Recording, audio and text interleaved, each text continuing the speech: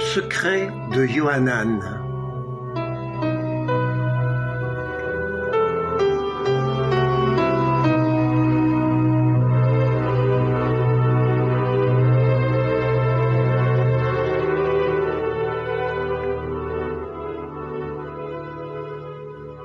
Deux femmes se retrouvent.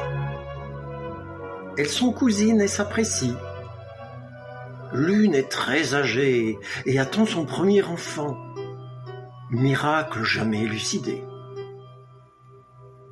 L'autre est très jeune, vierge et enceinte. Second prodige, souvent moqué, mais pareillement mystérieux. Lorsque la jouvencelle pénètre en chantant dans la maison, tourbillon de clarté et de joie, sa vieille parente, qui peine à se lever à cause de l'arthrose et de son ventre plein, s'écrie tout excitée: « Dès ton entrée petite, mon enfant a bondi en moi. Il a reconnu celui qui est plus grand que lui.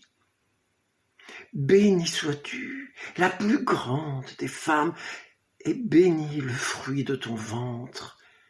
Et soient aussi bénis tous ceux qui croient sans voir. »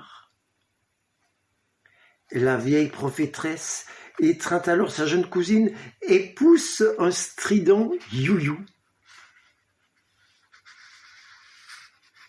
En relisant cette nuit l'évangéliaire, à nouveau entrouvert après tant d'années, l'enfant qui sommeille en moi bondit aussitôt au creux de sa nostalgie, foi balbutiante, grosse de pourquoi et aussi de comment. Dis-moi, jeune du matin, toi qui ce jour-là n'étais pas encore né et qui soudain explose de joie, que t'est-il arrivé? Que veux-tu nous dire? Pourquoi une telle impatience? Quel est donc le secret qui t'a fait bondir au-dedans? C'est que, vois-tu, poète, je ne supportais plus de rester captif dans le ventre de maman. Envie moi aussi de crier et de prophétiser. Et quand ma future Tati est entrée, si joyeuse, si jolie, oh, sursaut d'allégresse, car survient le verbe que j'ai tant hâte d'annoncer. Car la lumière venait de franchir le seuil de notre humble maison, et moi, dans la poisseuse nuit où je me morfondais, j'ai soudain été calciné par le soleil de justice qui entrait chez nous, et c'est pourquoi j'ai tant voulu crier, sans pouvoir encore.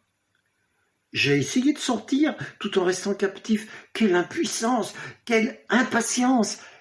Il est donc arrivé celui qui brisera nos liens, et moi, pauvre fœtus, je resterai captif.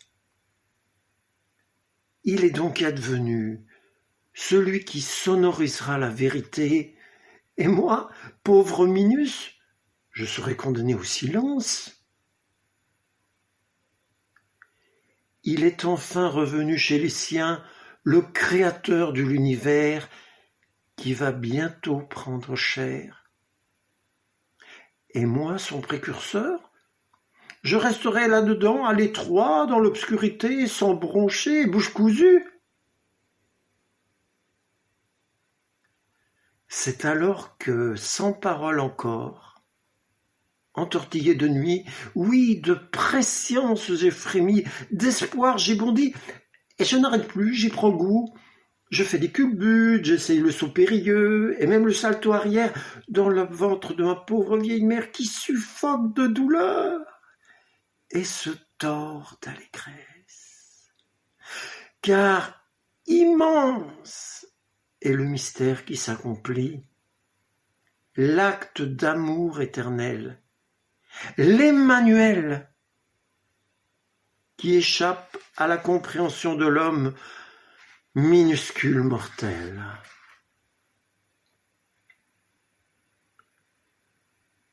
Myriam demeura encore 3 mois chez sa cousine Élisabeth pour l'aider à préparer la naissance de Yohanan. Puis elle revint dans sa maison, à Nazareth, pour y mûrir la venue de son Yeshua, ce fruit divin qui 3 mois plus tard sera un fils